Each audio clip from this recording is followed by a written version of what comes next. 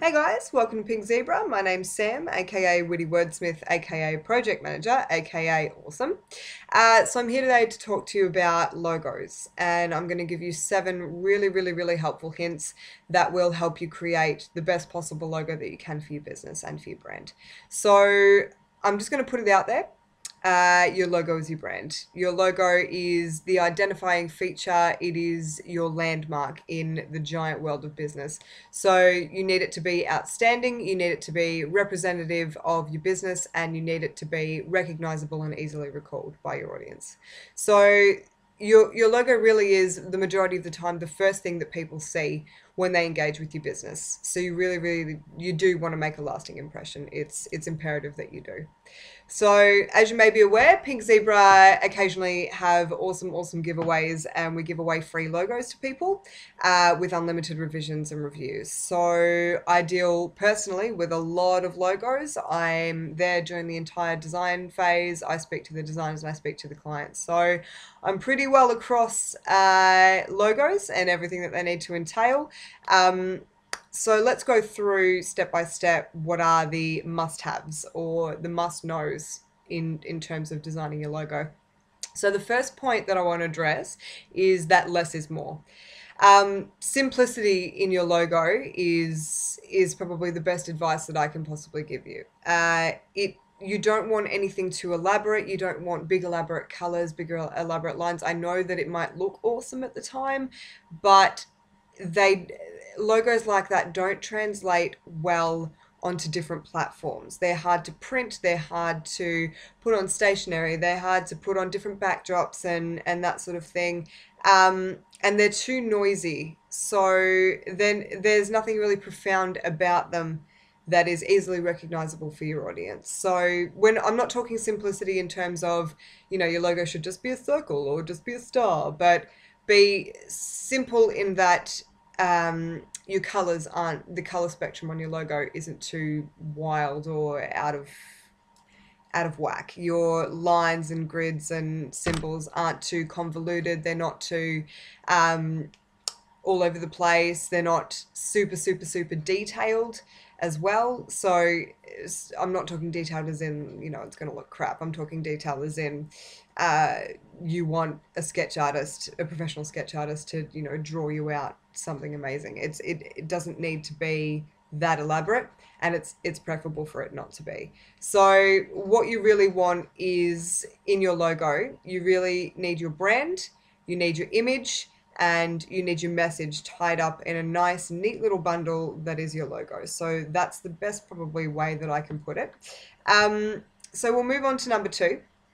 It's really preferable to have some ideas mapped out before you move into the design phase. And what I recommend doing here is sitting down and making a mind map, consulting your friends, your family, your colleagues for ideas. Everything starts off with an idea. So you can write a word, or you can draw a picture, or you have an idea for a symbol or something like that. You start from ground zero and you work your way up. You sprawl out from there and you pick a few different concepts that you like or that you're thinking about or tossing up or whatever it is that you're doing. And you focus on those, and you look for examples as well. Examples are awesome. Examples are awesome. They help you to decide what you do like, what you don't like, what you think will work for you, what won't work for you, what works for other companies even. So I really do recommend having a good solid look around at different logos and pinpointing aspects of them that you like or that you really sort of feel drawn to. So point number 3 I brought up before, but I'll just sort of elaborate on it again. You need to make sure that your logo is reproducible on different platforms and surfaces. So what I mean by this is that you don't want it to be, again, overly detailed, too big, too elaborate, too noisy, because that's not going to translate well onto, for instance, stationery or t-shirts or even certain documents. It won't sit well on watermarks. Even watermarks for your logo, it'll sort of corrupt everything else that's going on That, and it's just a nightmare to try and translate onto different services. So again, that needs to be kept in mind during your design phase. So we don't want to limit your creativity, but we do want you to keep these things in mind when you have this big, awesome, elaborate idea of a logo. Um, you need to sort of have that in the back of your head constantly and think, will this translate well onto a different platform, onto a different surface? Will it easily translate?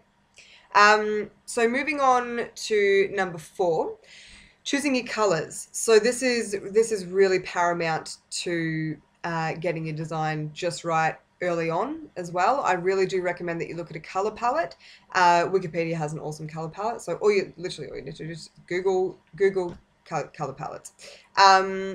There are thousands of shades of thousands of colors, and in order to pick the right one, you really do need to review them. It's too hard now in terms of what we can do with graphics and what we can do with a color spectrum. It's too hard now to say, I would like blue in my logo, or I would like yellow in my logo, because the colors are just that diverse. And in order to knock it out early and make sure that you're getting exactly what you want, you need to pinpoint shades and colors, or you need to at least have an idea in your head um, about what sort of colors you want to incorporate into your logo. And even if they don't work, then we can always revise from there, or your designer can always revise from there.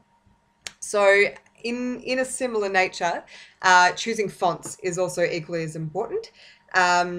So you really do need to pay attention to your fonts. You can't go with anything sort of, well, you can, but I'd advise against it. You can't really go with anything too sort of illegible. So for instance, the big, elaborate cursive font or the giant bold font, if people can't read your brand, if they can't read your tagline, if they can't read your business name, everything that you're about is just going to go straight over their heads. It needs to be profound. It needs to contrast as well from the symbol of your logo, if you have a symbol.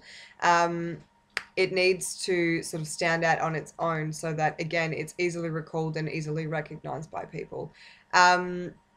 So all you need to do, sometimes just go to any word processor that you have on your computer, have a look through the fonts, see what appeals to you, see what doesn't. Have a look through the internet. What sort of fonts have you been drawn to in different logos? Again, have a look at logo examples.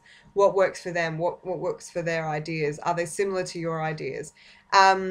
Research is paramount to the entire design phase. So that's a really important point to consider.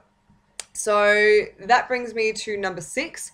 You really do need to consider your audience in any business decision that you make, in marketing, in any actions that you take as a business. You must always, or you should, I'm assuming that you are, you should always consider your audience. So with that in mind, for a logo, your audience, for instance, if your audience are, people who are looking to get fit, or big businesses who need a business coach, you wouldn't put a bright pink logo with fluffy writing on it to appeal to them, because it's not appealing to that target market. You need to do your research. Again, I know I'm stressing this a lot, but this really is one of my favorite words is research.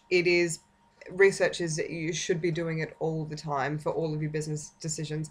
You need to research your target audience's psychographics, their demographics, what they like, what their patterns are, anything that they're into, really. You really need to look into that and draw from that what appeals to them, in keeping in mind that your business, your logo really does need to be representative of you and your business, but it also really needs to appeal to your audience, because again, that is going to be your recognizable point, your landmark for your target audience. So it really needs to be designed to stay constant, to stay timeless as well. So for instance, what might be in style now might not be in style in 20 years time.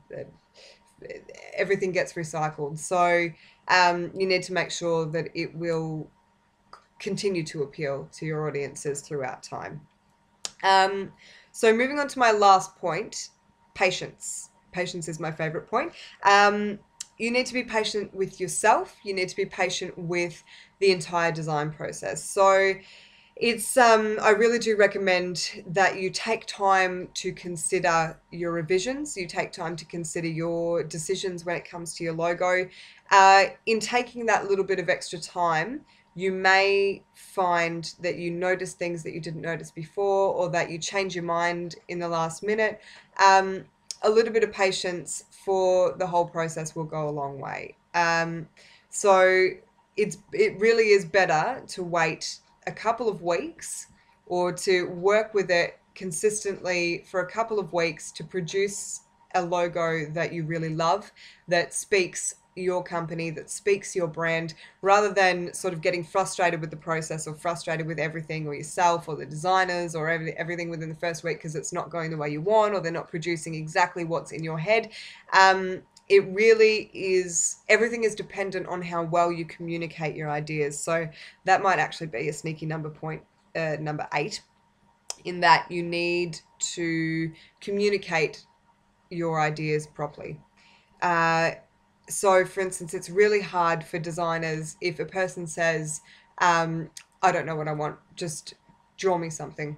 I don't know what I want for a symbol. I don't really know what colors I want. I don't know what font I want. I know that my business name is da da da da da, but can you just create something out of that? It we can. We don't like to, but we can.